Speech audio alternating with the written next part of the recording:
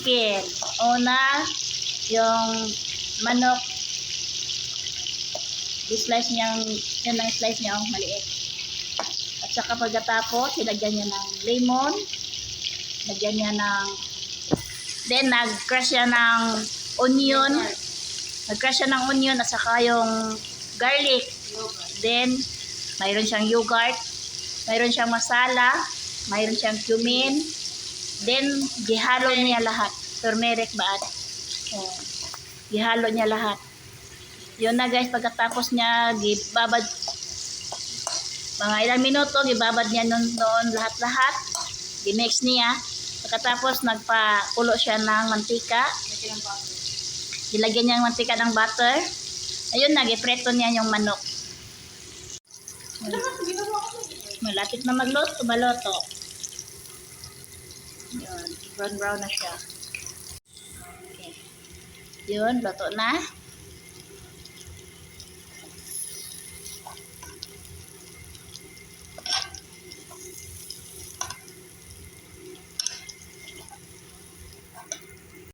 Nakasalang na yung kawali guys.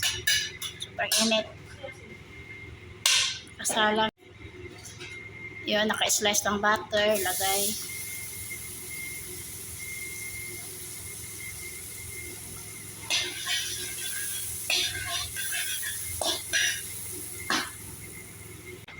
Buyas.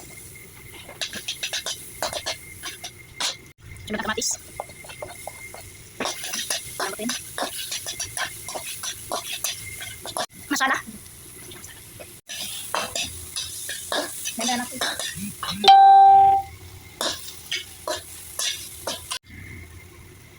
Yan, gagawin siya ng lagyan ng cumin.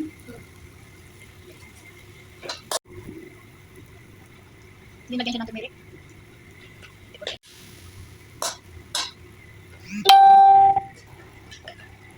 Then, lagyan ng konting asin.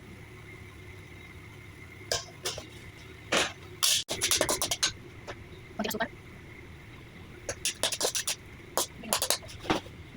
Hindi na guys, i-blender yan. Kunin. Ilagay sa blender.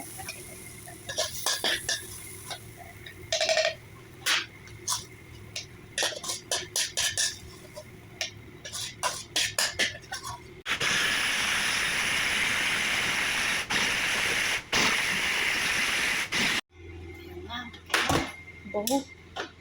Butter ulit. Kunting apoy. Butter ulit.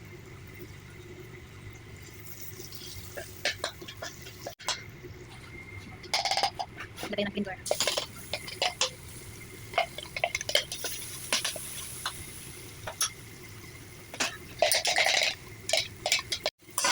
Kunting tubig.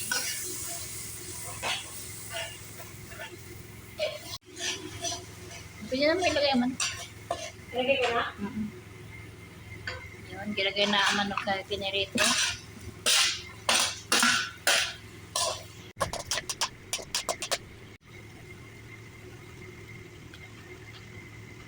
Lagyan ulit ng masala. Yan ang cooking cream. Cooking cream. Papabango. Ano siya guys?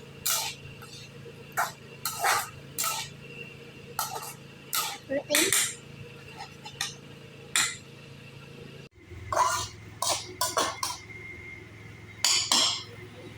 Yung ilagay ng konting rope.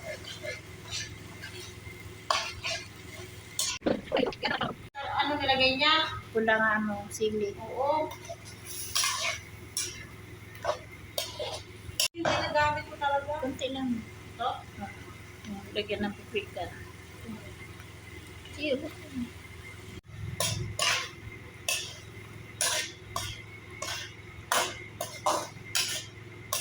Parang yung masala yung nagdala dyan.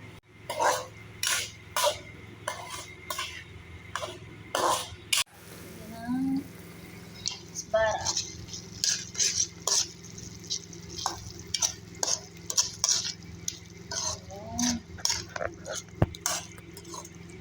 Butter chicken.